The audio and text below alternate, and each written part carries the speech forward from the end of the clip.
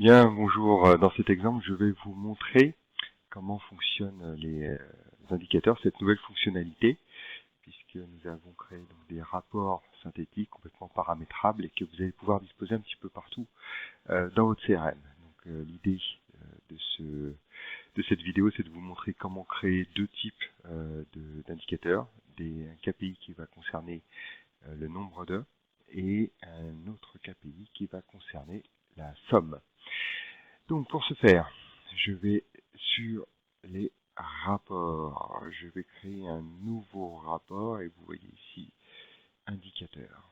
Quand vous cliquez dessus, vous retrouvez un peu le système classique de création de rapports. Et là, je vais en créer un que je vais appeler nombre de devis en cours, que je vais placer dans le dossier devis et je vais m'attaquer au module devis pour l'exemple. Bien évidemment, vous pouvez aussi bien taper d'autres modules pour pouvoir faire ce type de rapport. En suivant, je vais pouvoir, comme je vous le disais, choisir les différents critères. Et là, je veux le nombre d'enregistrements. Suivant, je peux ajouter mes critères et vu que je souhaite avoir les devis en cours, je vais mettre le statut égal à envoyer. Suivant, je peux décider ou pas de le mettre sur la page d'accueil, de pouvoir le partager avec tous les utilisateurs, avec certains utilisateurs, ou le garder pour moi, là j'ai envie de le partager avec tout le monde, et de le mettre directement en place.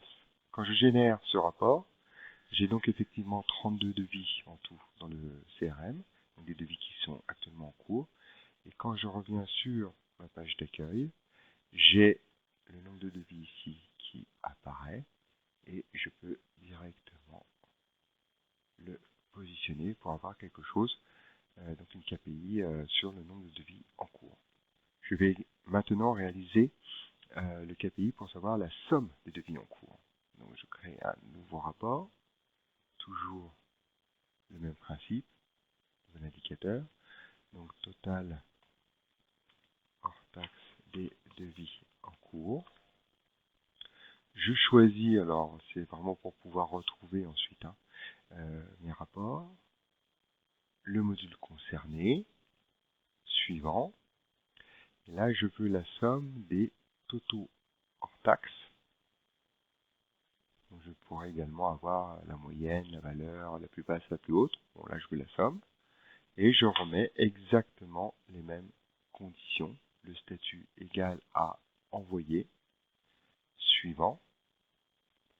Et je le veux sur ma page d'accueil pour tout le monde. Je le mets en place pour tous les collaborateurs.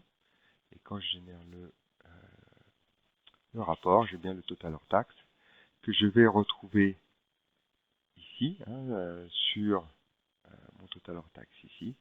Donc après, hop, voilà, il vous faut une mise en page. Donc après, vous déplacez ça où vous voulez, hop, et vous retrouvez les informations où vous le souhaitez. Voilà, et vous pouvez créer autant de widgets que vous souhaitez. À noter que ces KPI sont en relation, là, pour mes exemples, avec les comptes, les contacts, etc.